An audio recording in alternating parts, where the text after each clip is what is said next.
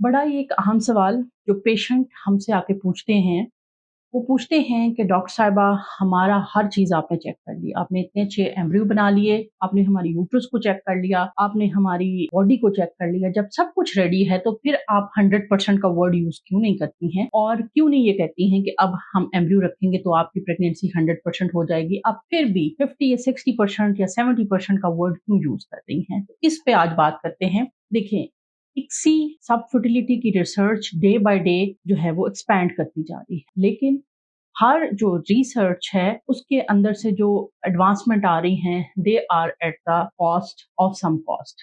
यानी कि अब एक हम जो सिंपल एक पेशेंट का कपल जब हमारे पास आता है तो हम उनका जब आईवीएफ या इक्सी करते हैं तो हम उनके एम्ब्रियोज बनाते हैं, एम्ब्रियोज का बैंक बनाते हैं। हेल्दी एम्ब्रियोज के साथ हम यूट्रस को रेडी करते हैं, रेडी करने के बाद बॉडी को रेडी करते हैं और एम्ब्रियो को ट्रांसफर करते हैं। लेकिन यहाँ पे मसला क्या आ जाता है कि फीमेल की बॉडी उस एम्ब्रियो को एक्सेप्ट करने के लिए सिर्फ हर वक्त रेडी नहीं होती है, तकरीबन कोई 24 से 30 आवर तक के लिए रेडी होती है। अगर एम्ब्रियो उस टाइम के अंदर ट्रांसफर होगा तो एम्ब्रियो पिक हो जाएगा उस विंडो के अंदर। इसको इम्प्लांटेशन विंडो कहते हैं। अगर इसके अंदर जो है वो ट्रांसफर नहीं होगा तो वो पिक नहीं। जब भी हम एम्ब्रियो को ट्रांसफर करते हैं एंडोमेट्रियम के अंदर, अगर वो फेज चल रहा है, अब वो फेज किसी अल्ट्रासाउंड पे पिक नहीं होता, वो एक बायोकेमिकल रिसेप्टिव फेज होता है जिसके अंदर जो एम्ब्रियो और एंडोमेट्रियम की आपस की टॉक होती है वो सिंक्रोनाइज हो जाती है और एंडोमेट्रियम वेलकम करती है एम्ब्रियो को, और एम्ब्रियो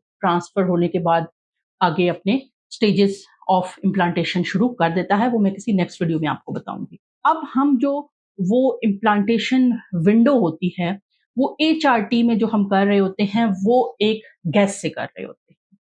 आइडियली उस विंडो को बिल्कुल साइंटिफिकली जाना जा सकता है। उसको जानने का तरीका है एक टेस्ट जिसको हम कहते हैं इरा, एंडोमेट्रियम रिसेप्टिविटी एनालिसिस। यानी कि हम पेशेंट का एचआरटी का प्रोटोकॉल चलाएं, उस टाइम जब हमने एम्ब्रियो ट्रांसफर करना है उस वक्त हम एम्ब्रियो ट्रांसफर ना करें, बल्कि वो एंडोमेट्रियम के पीसेस निकाल के उनको असेस करें कि क्या जो टाइम हमने सेलेक्ट किया हुआ एम्ब्रियो को ट्रांसफर करने का वो उस पेशेंट की एंडोमेट्रियल रिसेप्टिविटी के टाइम के साथ मैच कर रहा है। यानी क्या ये वो वही टाइम है जो एंडोमेट्रियम के अंदर एम्ब्रियो रखने का वो टाइम है जब इस पे एंडोमेट्रियम इसको वेलकम करेगी, या एम्ब्रियो रिजेक्ट ना हो जाए।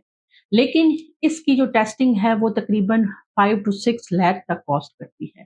हम पहले पूरी यूट्रस और बॉडी को रेडी करते हैं और जिस टाइम एम्ब्रियो ट्रांसफर करना है, एम्ब्रियो ट्रांसफर करने के बजाय एंडोमेट्रियम है उसके चंक्स निकाल के हम लैब्स को भेज देते हैं। वो लैब्स पाकिस्तान में रिलायबल नहीं है। हम आइजोनॉमिक्स को या जो दूसरी लैब्स हैं उनको भेजते हैं। वो एम्ब्रियो की डिटेल के साथ देखती हैं कि क्या हमारा जो selected time of embryo transfer है वो ठीक है या इसको हमें चेंज करना चाहिए। हम हर आने वाले नए पेशेंट के साथ ये टेस्ट नहीं करते हैं। जाहिर है एक पेशेंट हमारे पास आया है आईवीएफ कराने के लिए, वो अपनी फाइनेंशियल कॉस्ट इकट्ठी करके आया है, तो अगर हमें यकीन है कि वो first time he 50% chances of success हैं तो हम उसको कहते हैं कि आप इसको जो है वो प्रोसीड करें। लेकिन जो पेशेंट हमारे पास प्रीवियस आईवीएफ फेलियर्स के साथ आ रहे होते हैं, यानी एम्ब्रियोज अच्छे बन गए लेकिन ट्रांसफर के बाद कोई रिजल्ट नहीं मिलता, उन पेशेंट को हम ये टेस्ट है वो ऑफर कर सकते हैं। यानी अगर कोई पेशेंट है उसने बहुत सारे आईवीएफ कराए, एम्ब्रियो बन जाते हैं लेकिन प्रेगनेंसी नहीं होती, तो हमारा डाउट इस बात पे जाता है कि कहीं वो गलत फेज में ट्रांसफर तो नहीं हो रहा।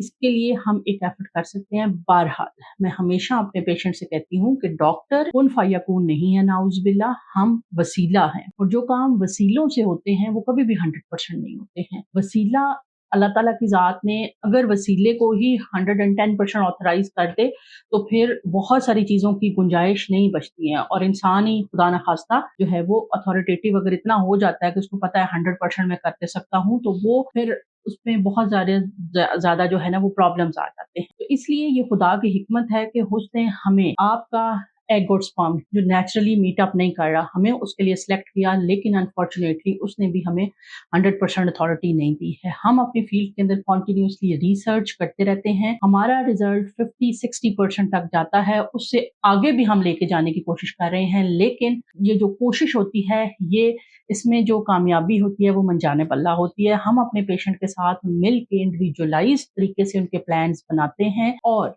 उसके बाद फिर हम सक्सेस की तरफ उनको लेके जाते हैं। लेकिन अगर आप ये कहें कि आपने अंडा भी अच्छा बना लिया और एम्ब्रियो भी अच्छा बना लिया और अब आप कहें कि 100% कामयाबी है, ये दुनिया में कहीं भी नहीं है। ये वो आईवीएफ का प्रोसेस है, जब स्टार्ट हुआ तो 1 to 2% सक्सेस के साथ था और फिर चलते-चलते 10% आया, फिर 15% का लफ्ज़ यूज़ होने लगा और आज हम यहाँ बैठ के 50% उन कपल्स के लिए जो टाइमली डिसीजन लेते हैं, अच्छे ओवेरियन रिज़र्व के साथ आते हैं हमारे पास, हम 50 to 60% का वर्ड यूज़ करते हैं जो बैंक बना जाते हैं। लेकिन ये वक़्त के साथ हो सकता है हमारे आने वाली जो अगली नस्लें हैं वो यहीं बैठ के 70-80% क्लेम करें, लेकिन हमारे पास अभी यही रिज़ल्ट है। हम कंटीन्यूअसली हर कपल को इंडिविजुअलाइज़्ड प्लान्स के साथ ट्रीट करते हैं ताकि उनका टेक होम बेबी रेट बेहतर बनाया जा सके। एक पेशेंट को प्रेग्नेंट कर देना कोई बड़ी बात नहीं होती है। एक पेशेंट आपसे हेल्दी बेबी लेके जाए और आप उसके लिए जेन्युइनली वसीला साबित हों, ये बहुत बड़ी बात है।